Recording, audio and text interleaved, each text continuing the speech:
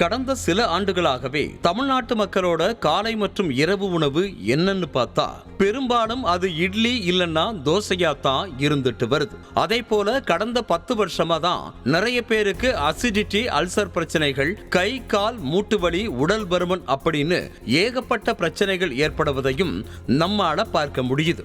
இதுக்கெல்லாம் காரணம் என்னன்னு பார்த்தா நாம அன்றாடம் பயன்படுத்தும் இட்லி மாவு தான் அப்படின்னு அதிர்ச்சி தகவல் ஒண்ணு வெளியாக இருக்கு.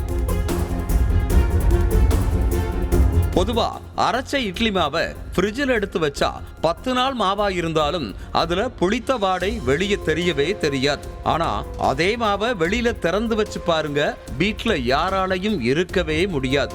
சோ இப்படி ஃப்ரிட்ஜில் வைக்கும் மாவை தொடர்ந்து பயன்படுத்தி வருவதால உடம்புல கொலஸ்ட்ரால் அதிகரிக்கும் என்றும் வீசிங் பாதிப்புகள் ஏற்பட அதிக வாய்ப்பு இருக்கிறதாகவும் மருத்துவர்கள் பலர் தொடர்ந்து வலியுறுத்திட்டு வர்றாங்க.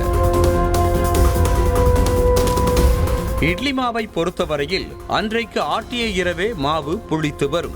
மறுநாள் காலையில இட்லி ஊத்தலாம், அன்னைக்கு இரவு தோசை ஊத்தலாம், மிச்சம் இருந்தா மறுநாள் காலை வரைக்கும் ஊத்தலாம். இதுவே அதிகம் என்றும் அதிகபட்சம் 3 நாட்களுக்கு மேல மாவை பயன்படுத்தக்கூடாதுன்னு மருத்துவர்கள் அறிவுறுத்தி இருக்காங்க.